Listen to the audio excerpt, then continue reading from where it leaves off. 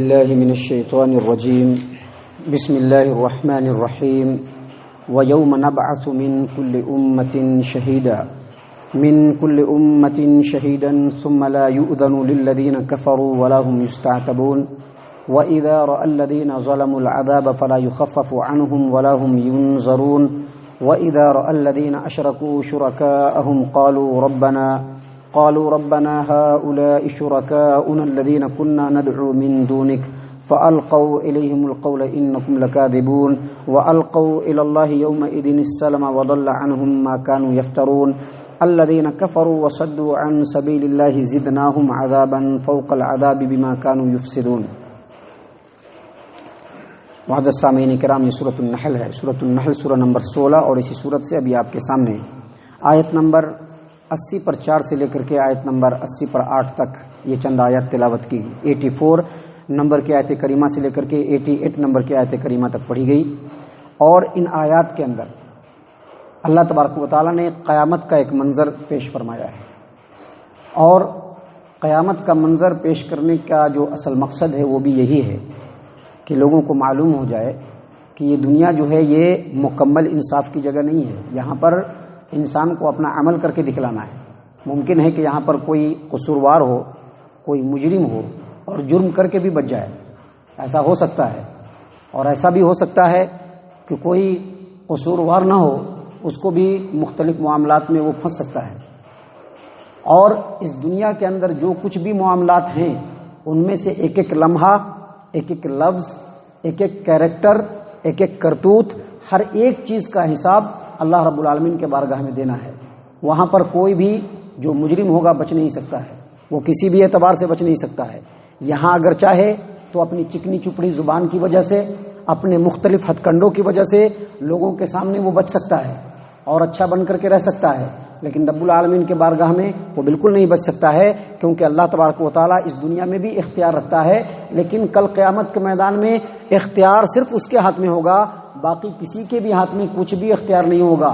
زبان ہلانے کا بھی اختیار نہیں ہوگا، پلک جھپکنے کا بھی اختیار نہیں ہوگا، کچھ بھی کرنے کا اختیار نہیں ہوگا. انہی باتوں کو اور انہی مقاصد کو اللہ تبارک و تعالیٰ یہاں پر واضح کرنا چاہتا ہے.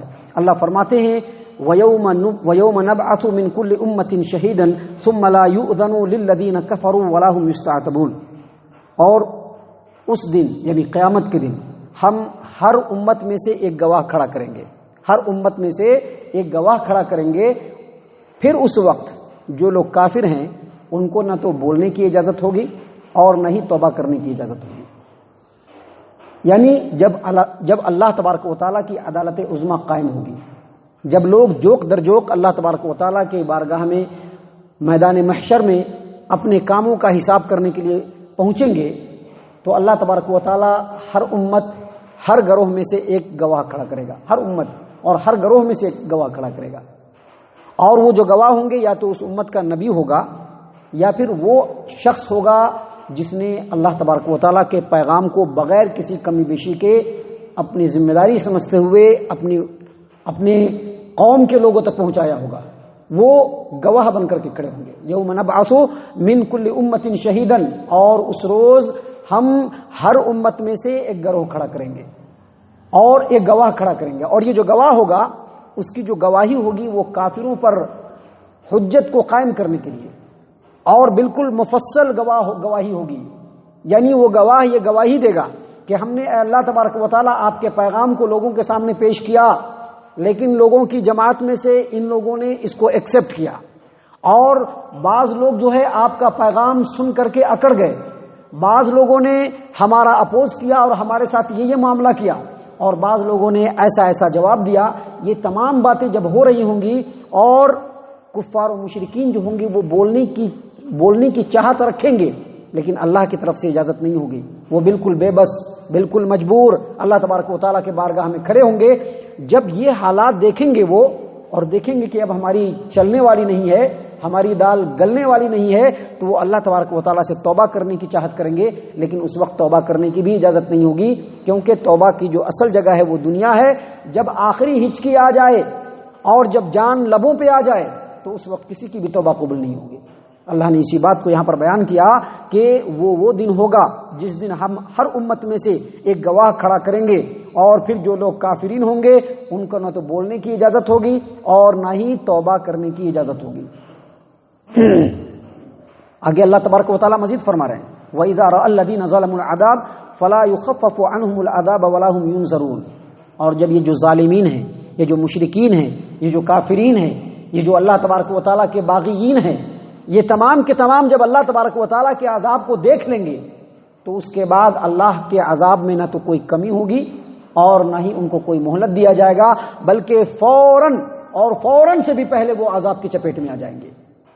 اللہ مزید آگے بیان کر رہا ہے ہماری نصیحت کے لیے، ہمارے غور و فکر کے لیے، ہمارے اپنے کردار، ہمارے اپنے عمل، ہمارے اپنے اخلاق، ہمارے اپنے عقیدے کی درستگی کے لیے اللہ تبارک و تعالیٰ فرما رہے ہیں وَإِذَا رَأَى الَّذِينَ أَشْرَكُوا شُرَكَاءَهُمْ قَالُوا رَبَّنَا هَؤُلَاءِ شُرَكَاؤُنَا الَّذِينَ كُنَّا نَدْعُو مِن دُونِكَ فَأَلْقَوْا إِلَيْهِمُ الْقَوْلَ إِنَّكُمْ لَكَاذِبُونَ، جب یہ جو مشرکین ہوں گے جنہوں نے اللہ تبارک و تعالیٰ کو تو اللہ مانا ہوگا لیکن ساتھ ہی ساتھ غوث العظم کو بھی بڑے پیر مانا ہوگا، فلاں بابا کے دربار میں جا کر کے حاجت پوری ہو جاتی ہے ایسا عقیدہ رکھا ہوگا، جمعرات اور جمعہ کو جا کر کے مزاروں پہ بھیڑ لگایا ہوگا اور یہ سمجھا ہوگا اور یہ عقیدہ رکھا ہوگا کہ ان بابا کے سامنے ہم جو بھی اپنی ضرورتیں رکھ دیں گے یہ اللہ تک پہنچا دیں گے اور ہم کو پورا کر دیا جائے گا۔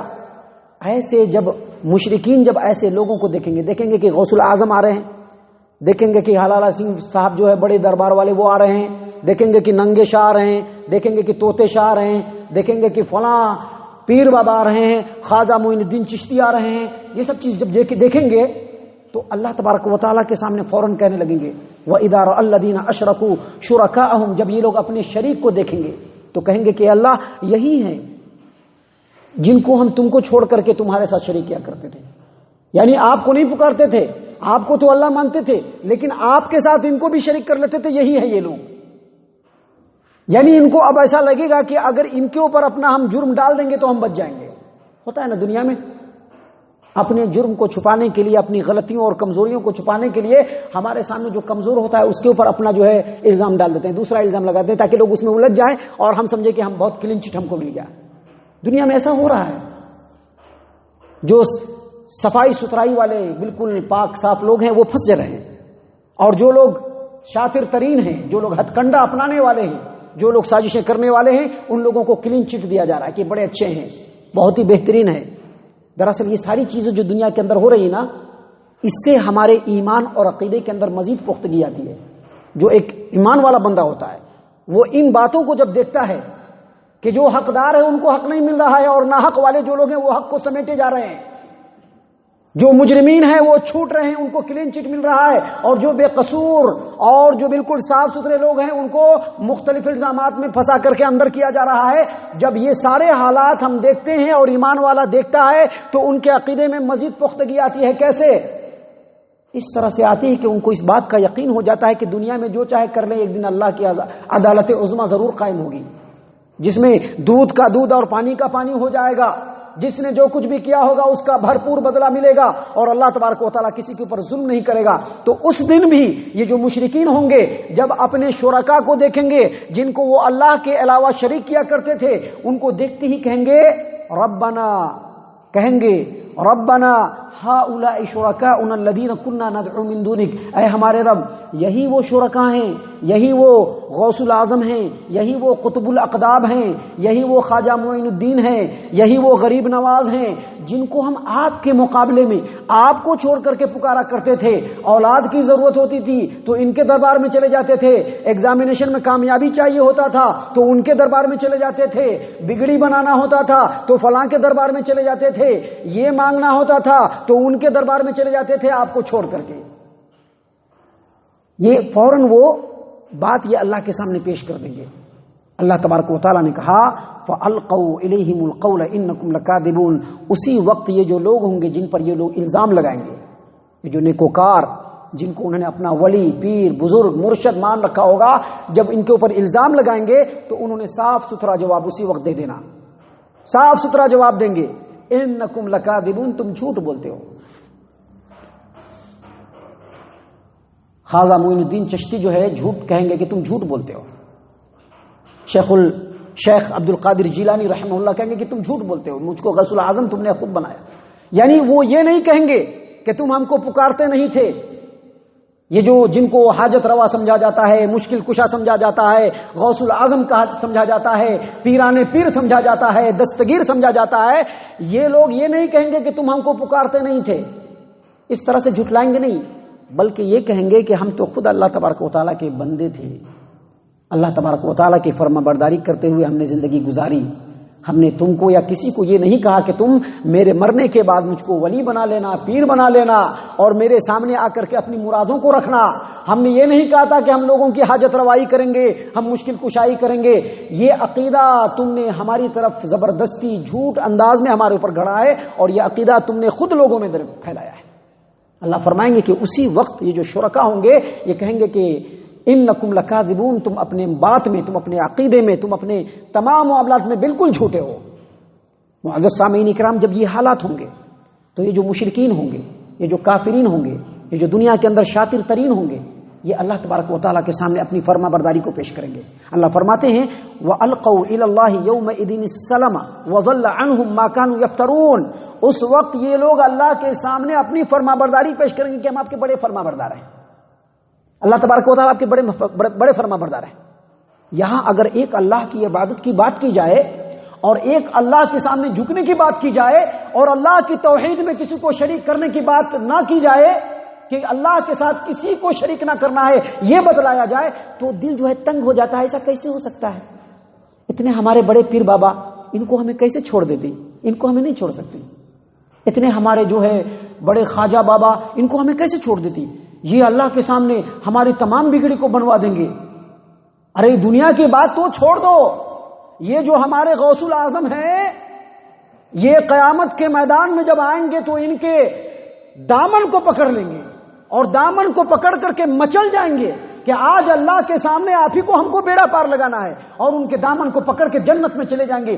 ایسا عقیدہ رکھنے والے لوگ، اللہ تبارک و تعالیٰ کی وحدانیت میں شرک جیسی قبیح جرم کو کرنے والے لوگ کل قیامت کے میدان میں جب رب کے سامنے پہنچیں گے تو کہیں گے ہم آپ کو بڑے فرما بردار ہیں اللہ تبارک و تعالیٰ. وَأَلْقَوْا إِلَى اللَّهِ يَوْمَئِذٍ السَّلَمَ، بڑے فرما بردار ہیں آپ کے. وَضَلَّ عَنْهُمْ مَا كَانُوا يَفْتَرُونَ، اور دنیا کے اندر جو اللہ پر جھوٹ باندھا کرتے تھے اس کو بھول جائیں گے. آج دیکھ لیجئے بہت سارے جو بڑے بڑے پیر بابا، بڑے بڑے جبے اور دستار اور چوغے والے جو لوگ بنے ہوئے ہیں، وہ مرنے کے بعد سفارش نامہ لکھ کر کے قبر میں رکھ دیتے ہیں کہ یہ سفارش نامہ ہے، فرشتوں کو ملے گا اور فرشتوں کے ذریعے سے اللہ تک پہنچے گا. محمد صلی اللہ علیہ وسلم کے زمانے میں پتہ نہیں کتنے انسان مرے. عبداللہ بن ابی بھی مرا، جس کے بیٹا اللہ کے رسول صلی اللہ علیہ وسلم کے بڑے چہیتے. کہا کہ اللہ کے رسول صلی اللہ علیہ وسلم آپ اپنا جبہ دے دیجئے، ہم اپنے باپ کو اسی جبے میں ہم دفن کرنا چاہتے ہیں، اور میرے باپ کے نماز جنازے کو آپ پڑھائیے.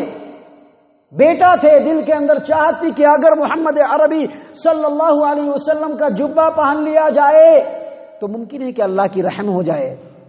اگر محمد عربی صلی اللہ علیہ وسلم نماز جنازہ پڑھا دیں تو ہو سکتا ہے کہ ان کے اوپر رحم ہو جائے. اللہ نے کہا کہ ولا تصلی علیہم، ان میں سے کوئی اگر مر جائے تو آپ کبھی ان کے قبر پر کھڑے بھی نہیں ہوئے، کیونکہ اللہ ان کو نہیں بخشے گا.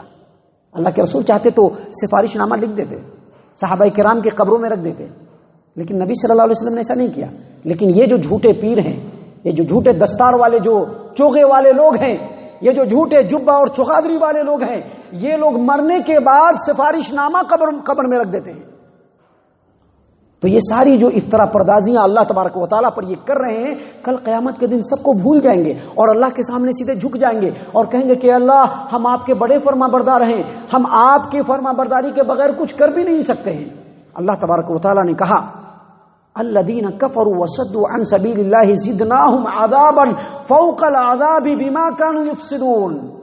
یہ وہ لوگ ہوں گے جنہوں نے دنیا میں کفر بھی کیا ہوگا، لوگوں کو اللہ کے رستے سے روکا بھی ہوگا، ان کے اوپر ہم عذاب در عذاب نازل کریں گے. زدناہم عذابا فوق العذاب، عذاب پر عذاب میں ہم زیادتی کریں گے، اس واسطے سے کہ یہ دنیا کے اندر فساد برپا کرتے تھے. کیا مطلب یہ کہ یہ کئی طریقے سے مجرم تھے. ایک تو اللہ تبارک و تعالیٰ کی آیات اور نبی کا پیغام آنے کے بعد بھی اس کو ٹھکرایا، اس کا انکار کیا. اللہ کا پیغام آ گیا، اس کو رد کر دیا۔ نبی صلی اللہ علیہ وسلم نے فرمایا، اس کو بھی رد کر دیا۔ ایک وہ یہ لوگ کافرین ہیں کیونکہ انکار کرنے والے ہیں، اور دوسرا مختلف ہیلوں بہانوں سے لوگوں کو حق سے روکنے والے بھی ہوں گے، اور تیسرا زمین میں فساد پھیلانے والے۔ کیا زمین میں فساد پھیلانے والے ہوں گے؟ جس زمین میں اللہ کا حکم چلنا چاہیے، جس معاشرے میں اللہ کا فرمان چلنا چاہیے، اس معاشرے میں انہوں نے اپنا بنایا ہوا قانون چلایا، گویا انہوں نے فساد پیدا کیا۔ یاد رکھیے، کسی بھی معاشرے میں اگر اللہ کے حکم کے مقابلے میں اپنی خواہشات کا حکم چلانا شروع کر دے تو وہاں پر فساد کے علاوہ کچھ بھی نہیں ہو سکتا۔ اللہ کہتے ہیں کہ ایسے لوگوں کو ہم آج عذاب در عذاب میں مبتلا کریں گے، زدناہم عذابا فوق العذاب بما كانوا یفسدون، ایسے لوگوں کو عذاب در عذاب دیں گے، ان کے عذاب پر مزید عذاب کی زیادتی کریں گے۔